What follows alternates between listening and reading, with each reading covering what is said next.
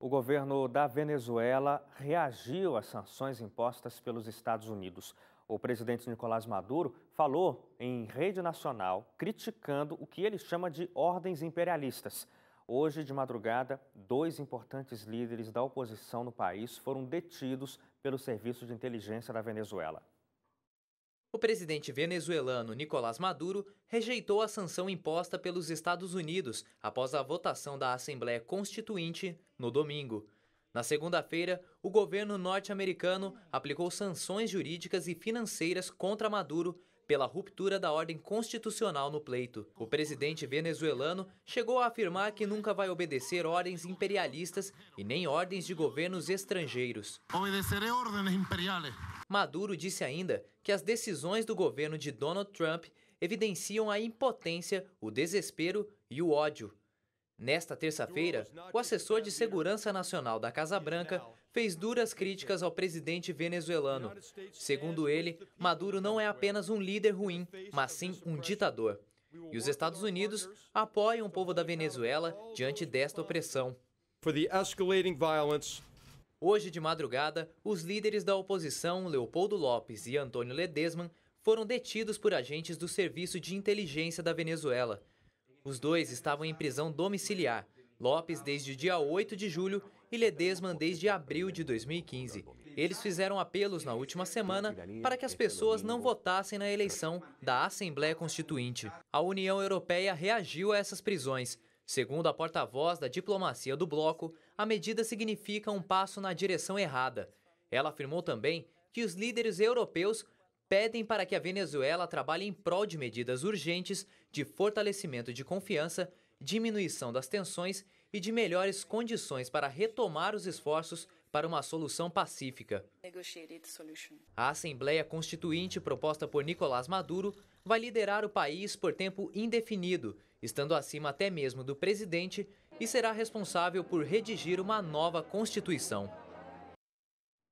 E a gente conversa agora pelo Skype com o William Laureano, que é especialista em assuntos internacionais, sempre conversa com a gente aqui. Obrigado, William, mais uma vez pela sua companhia. Boa noite.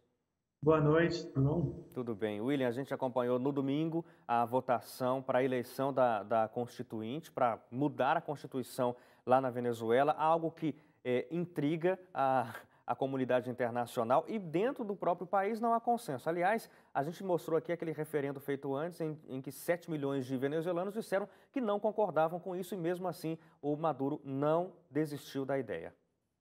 Isso, e se você pensar nos números atuais, o governo diz que tem mais ou menos 8 milhões que aprovaram, que foram nas eleições, né? São números não aceitos, alguns dizem entre 2 milhões e 500, 3 milhões, mas mesmo assim a quantidade de pessoas que foi votar e que aprovou essa Constituinte é muito baixa, né? Claro. Agora, é interessante que você falou isso, né? A aprovação é muito baixa, mas os números que são apresentados pela Venezuela são também contestados, inclusive pela comunidade internacional. A gente tem visto isso se aprofundando, William, quer dizer, essa relação conflituosa dentro da Venezuela e como a comunidade internacional está olhando para isso e começando a agir agora. É verdade. Eu tenho a impressão de que a comunidade internacional já escolheu o seu lado.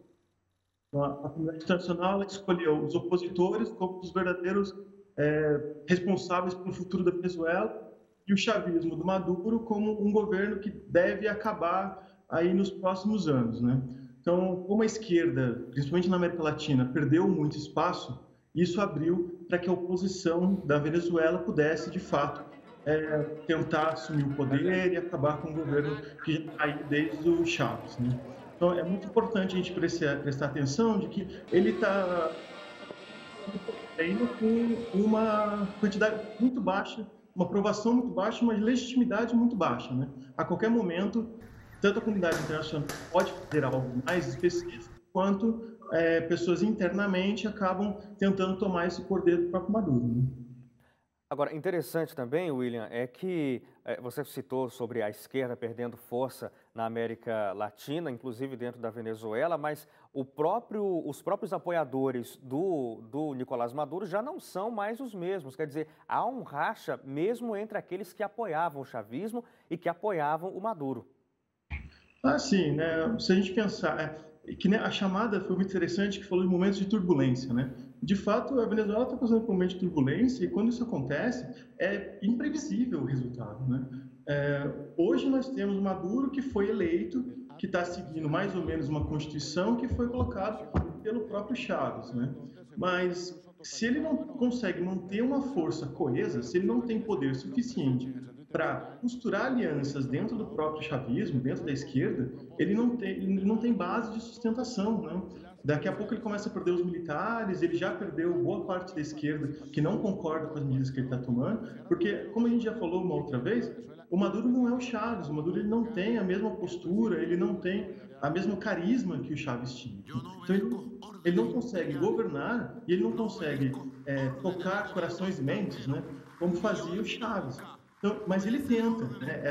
Todo esse diálogo sobre as forças externas, sobre o imperialismo norte-americano, que nós não podemos estar a favor ou agir de acordo com esse imperialismo, é um discurso do Chávez, que funcionava com o Chávez no momento em que o petróleo ia muito bem. Né? Ele já não tem mais, ele não tem nem a força, nem a oratória que o Chávez tinha, nem o poder, a presença que o Chávez tinha, e ele também não tem os preços do petróleo bancando um discurso anti-imperialismo. Né? William, eu agradeço pela sua colaboração com a gente outra vez aqui no Jornal do Novo Tempo e a gente certamente vai voltar a falar sobre esse assunto em breve. Muito obrigado. Eu que agradeço. Tchau, até mais. Tchau.